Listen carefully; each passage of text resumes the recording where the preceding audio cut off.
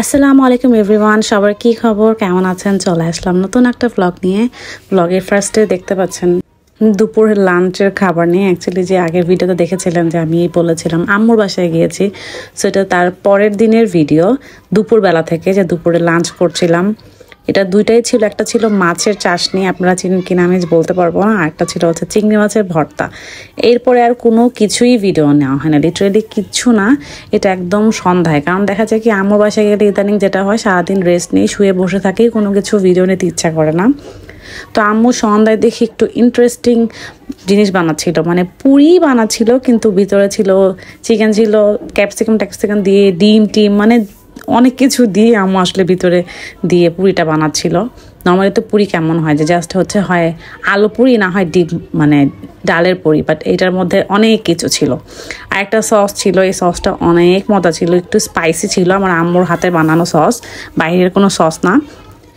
তো এই সসের সাথে না এই পুরি এত মজা লাগছিল, মানে অনেক মজা লাগছিল। আমি তো মানে সস বেশি করে নিয়ে নিয়ে হচ্ছে খাচ্ছিলাম। তো এটা খুবই ঝাল ছিল বাট মজা ছিল। আম্মু এরকম দেখা যায় কি মাঝে মাঝে এরকম বিভিন্ন টাইপের হচ্ছে খাবার বাসার মধ্যে বানায় হচ্ছে আমাদেরকে দেয়। বিশেষ করে আমি যেদিন যাব সেদিন আম্মু এরকম সন্ধ্যাবেলা বিভিন্ন স্টাইলের বিভিন্ন রকমের খাবার, নতুন নতুন খাবার ট্রাই করবে। তো দিনও সেটাই ছিল। তারপরে এটা বললাম না, সন্ধ্যার পরে রাতের দিকে আমার মেয়ের সাথে হচ্ছে আমি খেলাধুলা করছিলাম। সে এরকম এতগুলো মালা নিয়ে, মানে আমার মালা, ওর বেশিরভাগই এখানে খেলনা দেখা যায় আমার জিনিসপত্র নিয়ে খেলছে। তো এটা সে বললো এটা নাকি নুডলস মাকে দিয়েছে রান্না করে, এখন মাকে হচ্ছে নুডলসটা খেতে হবে। তো আমিও খাচ্ছিলাম যে কত বড় নুডলস আমার আনাবি রান্না করেছে, থ্যাংক ইউ। তারপর হচ্ছে সে ফ্রুটস দিল, যে আমাকে তার ফ্রুটস কেটে এখন আমাকে ফ্রুটস খেতে হবে, সেটা খেলাম। তারপরে সে যেটা করেছে, তার নানি হচ্ছে নামাজ পড়ে উঠেছে, তো সেও হচ্ছে বললো যে সেও নামাজ পড়বে। তা আম্মু যেটা পড়ে নামাজ পড়ে সেটা সে পুরাটা পড়ে সে হচ্ছে এরকম সেজদা দিচ্ছে আর উঠছে, কি যে একটা অবস্থা, আমরা হাসতে হাসতে শেষ। তারপরে আমি বাসায় চলে আসি। এটা হচ্ছে ওই দিনই না, আই থিঙ্ক এটা পরের দিন, তার পরের দিনে সন্ধ্যাবেলা। ইয়েস, আমরা সবাই হচ্ছে মেনলি আনাবে কিছু টুকটাক জিনিস কেনা লাগতো, বাসায় কিছু গ্রোসারিজ জিনিস কেনা লাগতো, সেজন্য হচ্ছে আমরা বের হই।